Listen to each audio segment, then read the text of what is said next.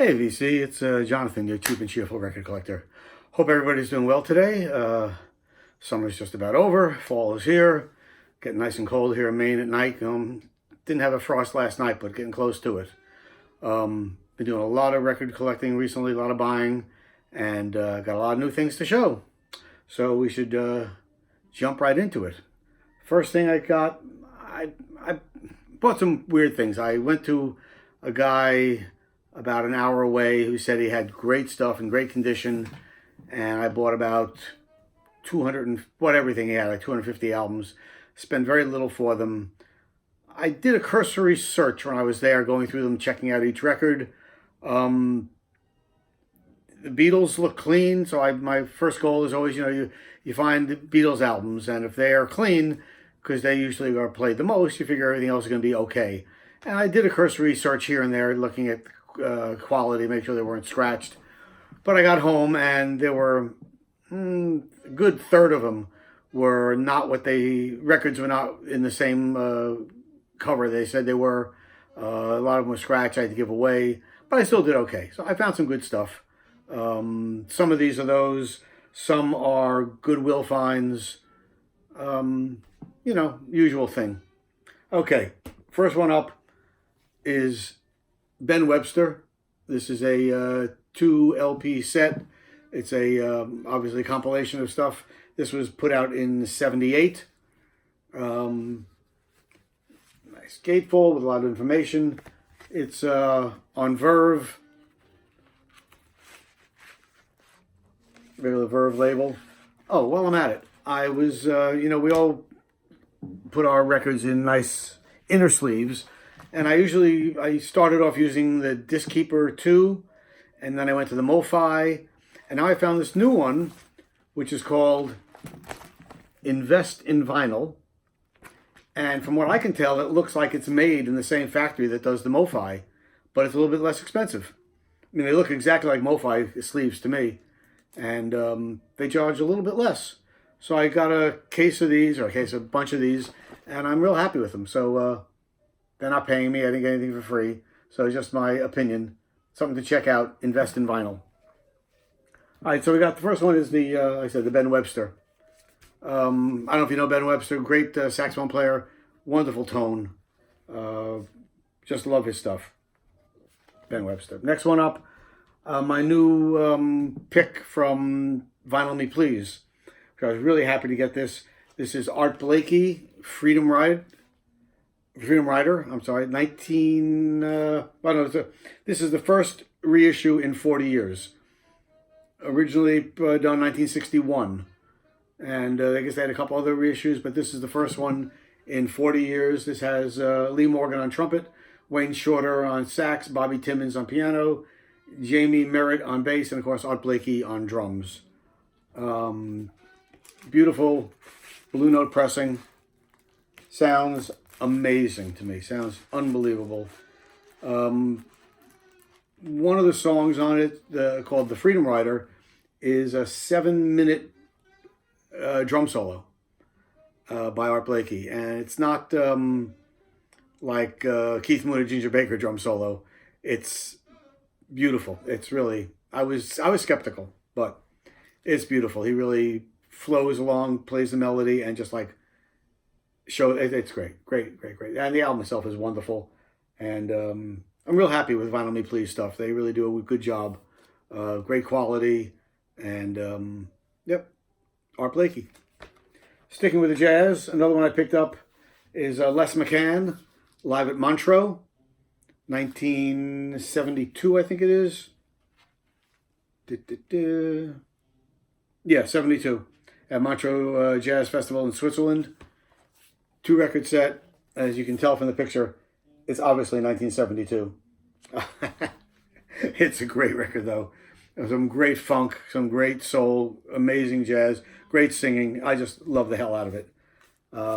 Big fan of Les McCann. So, 2-record set. This is on Atlantic, red and green label. In pretty decent condition, not bad, considering I didn't pay much for it at all. Another one I found, another jazz album, is Blowing the Blues Away, the Bob Wilber Quintet, I didn't know anything about Bob Wilbur, but I do know Clark Terry. So when I saw that, I said, oh, I'm going to jump all over that. And and of course, I'm a big blues hound, so this was right up my alley. Love the picture in the back of the two of them.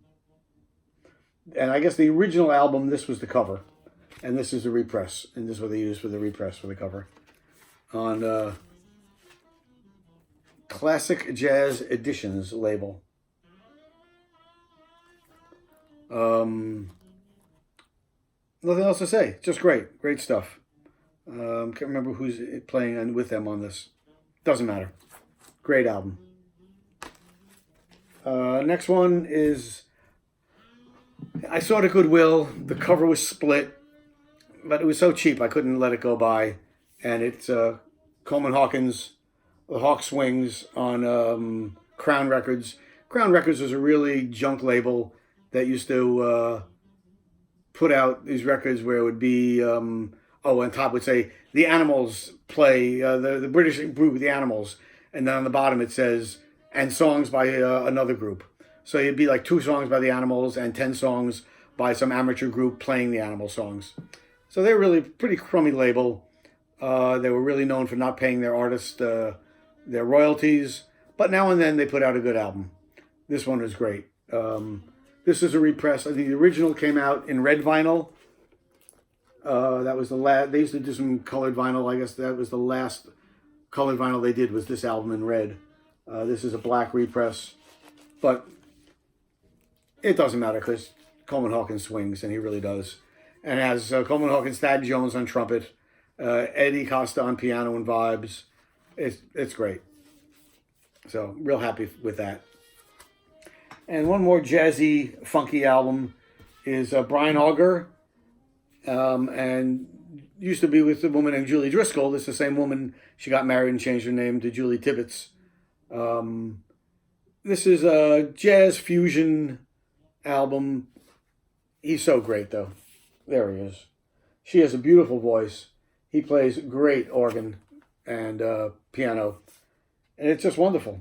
You might know the Brian Auger Trinity Express, Oblivion Express, I'm sorry. Brian Auger's Oblivion Express. He had a number of albums out with them. This was recorded, I'm thinking to say the late 70s, early 80s, 78. So definitely look up anything with Brian Auger and Julie Driscoll, or later on Julie Tibbetts. Great record on Warner Brothers. Nothing special there. The next one was a blind buy. We're doing country now. This was I knew nothing about it. I just liked the cover. It was super clean. Check the cover out. Sort of cool drawing. And I like the name of the band, which is the Fuzzy Mountain String Band. It was on Rounder Records. It was super cheap and super clean. It's from 1973, recorded in Durham, North Carolina. And that's exactly what it is, a string band music. A couple of vocals, but mostly instrumentals. Great playing, banjo, mandolin, fiddle, etc. So a bunch of white guys playing string band music. North Carolina in the early 70s. Great stuff. Enjoyed that. While I'm on the folk bluegrass kind of kick, picked up this Doc and Merle Watson. Doc from North Carolina. Great guitar picker. Great singer. This was recorded live in 1978 at Great American Music Hall in San Francisco. I haven't listened to this one yet, but I'm sure it's fabulous on United Artists. And there was another Doc Watson album, this one recorded a couple of years later, called Doc Watson Memories. This is a 2-disc set, 2 LPs on Liberty. Nothing special there, but still. Merle was Doc's son. Merle unfortunately passed away before Doc. And they have now in North Carolina, they have Merle Fest to celebrate Merle's life every year. And I'd love to go some year. It's supposed to be fantastic. But there's Doc, blind guitar player and singer. Great stuff. Also saw, again, super cheap. Cover was split, but I put it back together again. Gary and Randy Scruggs. So this is Earl Scruggs' sons, from Lester Flatt and Earl Scruggs, originally from Bill Monroe and the Bluegrass Boys, the founders, the originators of bluegrass music. And these are his sons. This is on Vanguard. I haven't had a chance to listen to it yet, but I'm looking forward to it. Also from the late 70s, I'm feeling, late to mid 70s. And they do everything. They do Louisiana Man by Doug Kershaw, I'll Be Your Baby Tonight by Bob Dylan. They do Woodstock by Joni Mitchell, Who'll Stop the Rain by John Fogerty, and they even do Let It Be by the Beatles. So looking forward to digging into this one. 1970. Next one is the one I had years ago. I thought I had it in my collection, and I saw it, and I picked it up and then checked, and I didn't have it, so now I do. This was the second Taj Mahal album. It's a double album. One album is called Giant Steps, and the other album is called The Old Folks at Home. This features Ry Cooder on guitar. Oh, no, I'm sorry, Jesse Ed Davis on guitar, Gary Gilmore on bass, and Chuck Blackwell on drums on the Giant Steps album.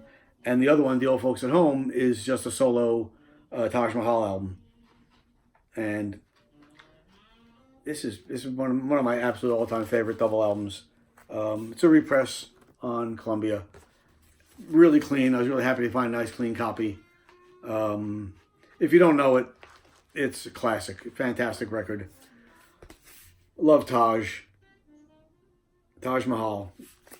My quick story, 1968. Went to the Newport Folk Festival. We got there early. The festival hadn't opened yet. And what they did in the morning, during the day they had a big field, and they had small stages all around the field. Stages maybe 2 feet high with no chairs. You just go from stage to stage listening to music. And they have a bluegrass stage, they have a old-timey music stage, they have a gospel stage, etc. So the festival hadn't opened yet, and people were just standing out outside waiting for the gates to open. And I see this guy sitting with a guitar under a tree. So I go down and sit down next to him, and he starts playing. And within like 20 minutes, half hour, I look up, and there's maybe 50 to 80 people sitting around us, and it was Taj Mahal. And he played for about an hour, just playing music. Someone brought him a steel guitar, a National steel guitar, so he played that for a while. And so I got to sit literally 4 feet from Taj, sitting on the grass under a tree with him playing guitar for about an hour. And then they opened the gates of the festival, we all went inside. But it was an amazing moment. And I've always been a big Taj fan since then. Taj played at the festival that weekend. He played that night. I remember he was out on stage, sweeping the stage with a broom. And the band comes out. And as the band clicks in, he throws the broom down, and they burst into Dust My Broom, which was great. Great opening. Anyway, enough reminiscing. Couple more albums now. This is going into the soul area. A new Al Green, new for me, an Al Green album called Call Me. Love Al Green, as we used to call him in New York, the real Reverend Al.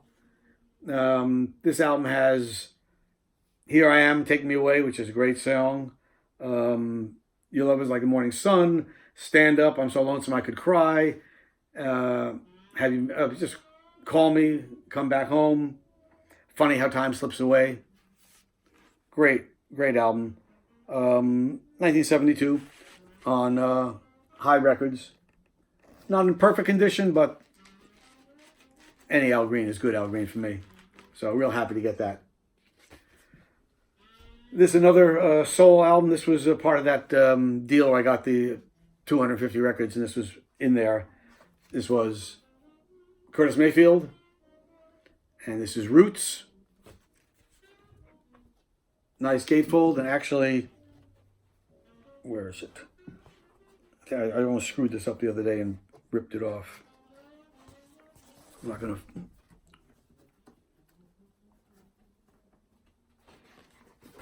Yeah. This opens like this with the calendar of 1972. The Curtis Mayfield. This is like the cleanest album out of all the ones I bought that day. Get Down, Keep On Keeping On, We Gotta Have Peace, Now You're Gone, Love to Keep You on My Mind. Just great. Love Curtis Mayfield. And that's on Kurtum Records, obviously part of his thing. Another one I saw there the other day, I picked two of this guy's albums up. Great singer-songwriter, never really broke through into the popular culture, but absolutely love him. Gil Scott-Heron with Brian Jackson. This is an album called It's Your World. 2-record set.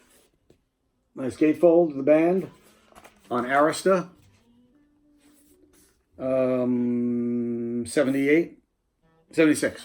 Obviously, Red, White, and Blue, 76, bicentennial year. Sort of the forerunner of some rap. A lot of talking poetry with a lot of African rhythm drums behind them. But fantastic. One of my absolute favorites. Used to listen to this all the time way back when. It's Arista. This particular album is new for me, but I used to listen to him a lot back in the day. So, love me some Gil Scott-Heron and Brian Jackson. Another one, this one I haven't listened to yet. This is the same people, and this is from South Africa to South Carolina. And this is 1975, so it's the year before the other one. Another nice gatefold with all the lyrics, which is really cool to have. And again, it's on same Arista, still recording for Arista. But I love. How cool is that? Gotta love it. So, Gil Scott-Heron. One more in that vein. Sly and the Family Stone, Life. Haven't heard this in many, many, many years, so I'm excited to get this and flip this on. Has fun on it. Jane is a groupie. Milady, Dynamite. So, good stuff. Oh, bear with me a second. The record stopped. I gotta take care of that so it doesn't keep clicking away there. I don't have an automatic lift up on my turntable, so when it stops, it just keeps going around, so I hate for that to happen. All right. Some rock and roll I picked up. Early rock and roll in the beginning. Real early. And this is Johnny Burnett and the Rock and Roll Trio Collectibles.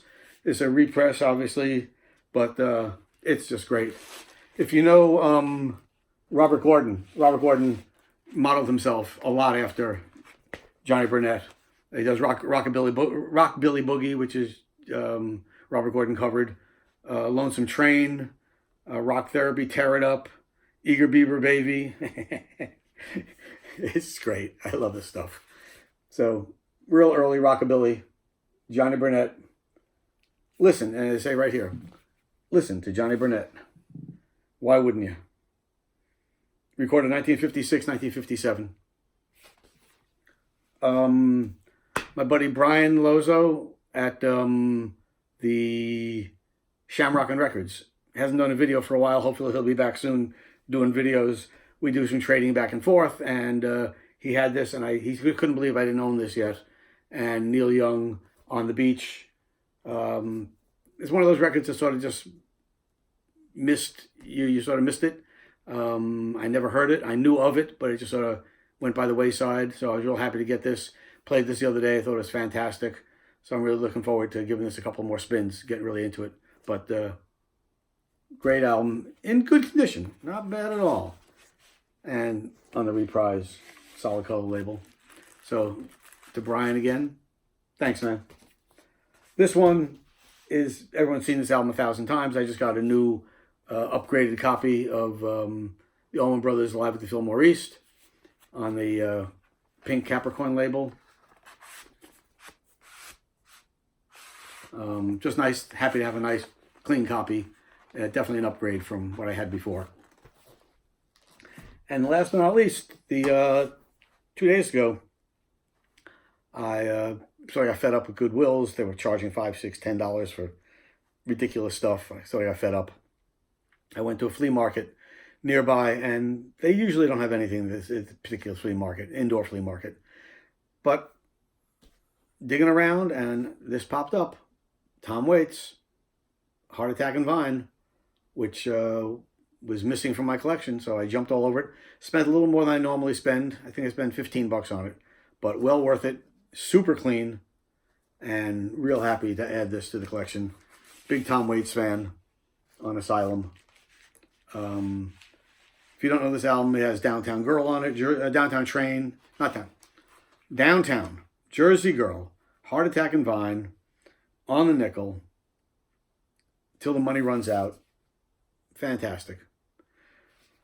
Love me some Tom Waits. All right, that's all I got for today. There'll be more coming soon. I got a bunch of new subscribers, so thanks everybody for subscribing. If you haven't subscribed yet, just click that button down below to subscribe, and make sure you're clicking the bell.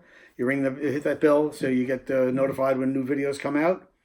I've been watching a bunch of videos, and hopefully people will be watching mine. I appreciate people taking the time to sit down and look at what I got. And, well, until next time, peace.